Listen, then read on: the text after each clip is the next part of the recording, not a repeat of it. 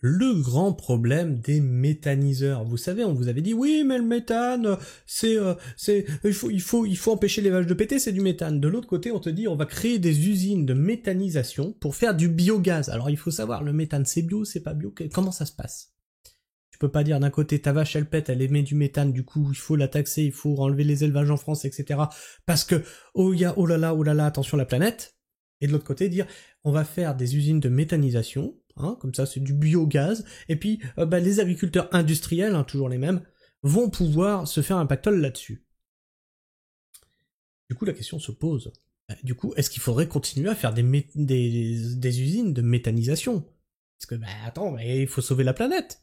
Mais du coup, c'est à biogaz. Du coup, la vache qui pète, peut-être qu'on peut lui coller un tuyau dans le cul et récupérer le méthane. Peut-être. Il faut voir. Hein, il y a peut-être des solutions. Faut-il construire des usines de méthanisation? On nous parle de biogaz alors qu'il n'y a rien de bio. Aucun gaz n'est bio. Bah si, parce que si tu mets ton élevage en bio, que tu ramènes la bouse de vache bio et que tu en fais du gaz, du coup, c'est bio ou c'est pas bio?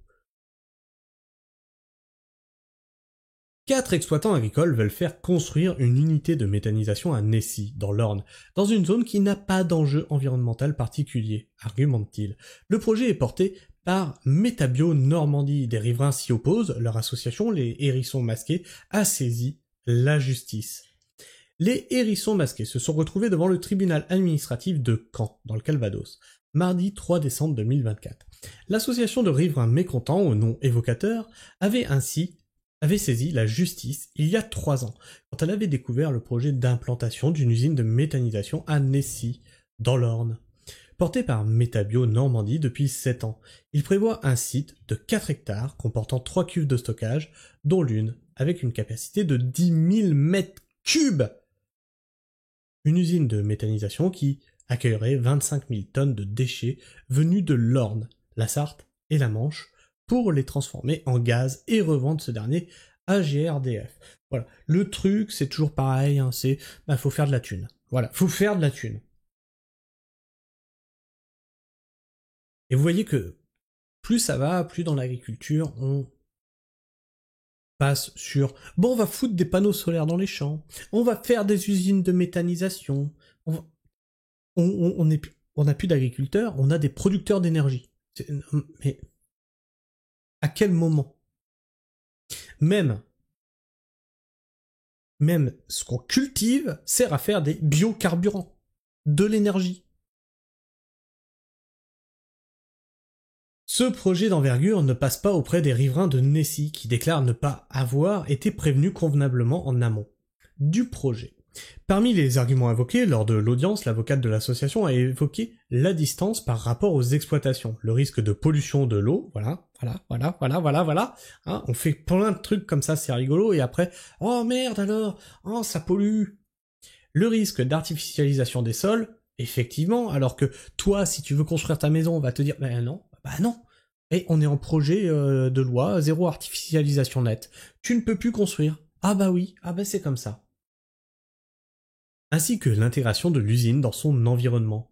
En effet, le site est placé dans un cône de vue, une zone réglementée par le schéma de cohérence territoriale.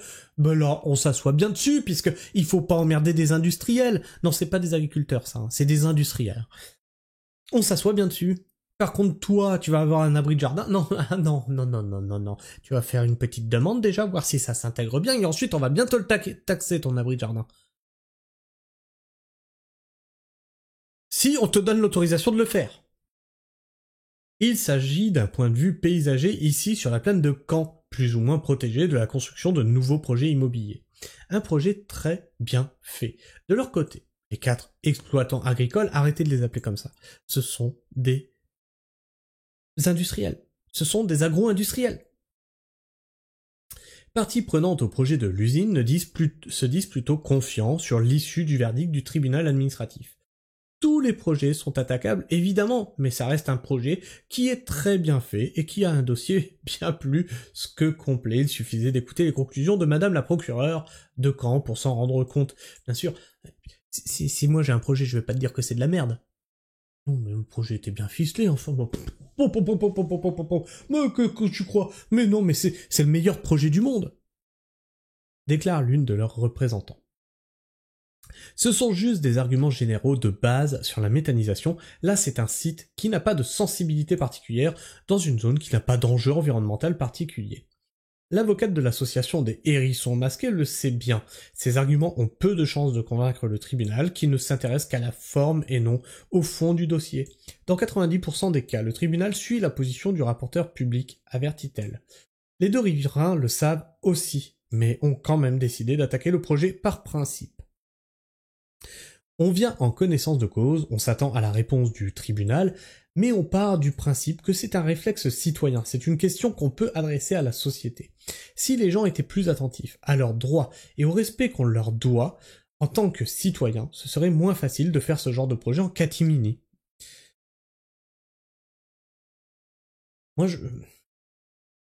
Oui, mais je comprends pas parce que d'un côté on a des citoyens qui arrivent à faire des délations presque abusives, et de l'autre côté on n'arrive pas à faire valoir des droits de base. Une opération de greenwashing. Sur le fond, le président et le trésorier ont beaucoup à dire et craignent une opération de greenwashing de la part de Metabio Normandie. Non, devine! Devine!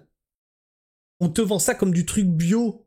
C'est toujours du greenwashing. La voiture électrique, greenwashing. Les panneaux solaires, greenwashing. Les éoliennes, greenwashing. Derrière, c'est juste de la thune.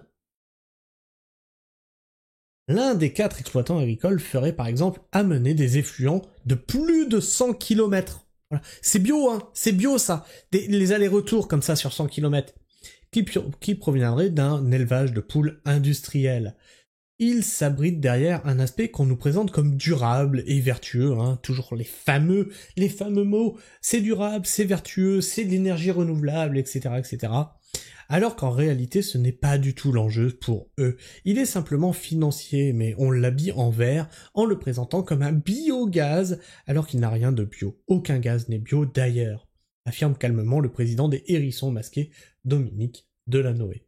Le tribunal administratif de Caen rendra sa décision d'ici 3 semaines. Les hérissons masqués se réservent le droit de faire appel. Les exploitants agricoles, eux, prévoient déjà de se réunir pour décider de la suite du projet. Le but est que ce projet sorte de terre et émerge dans notre intérêt financier, hein, surtout, hein, bien sûr, mais dans l'intérêt général aussi. Oui, quel intérêt général? L'intérêt général de ton portefeuille et de ton compte en banque. Moi, je n'arrive pas à comprendre qu'on nous casse les couilles avec ce méthane qui est un gaz polluant. D'un côté, hein, pour les élevages, ça devient un gaz polluant, et de l'autre côté, ça devient un gaz bio, parce qu'il rapporte de l'argent. On marche sur la tête. Je sais pas ce que t'en penses, partage-moi ton avis dans les commentaires, n'hésite pas à t'abonner si la vidéo t'a plu, puis si tu es encore là en fin de vidéo, à vérifier que tu es toujours abonné si tu l'étais, puisque YouTube en désabonne certains d'entre vous, appuyez sur la cloche, à me laisser le petit like qui fait plaisir et qui m'encourage à continuer ce que je fais. Sur ce, moi, je vous fais la bise, prenez soin du sol, et restez pragmatiques. Ciao.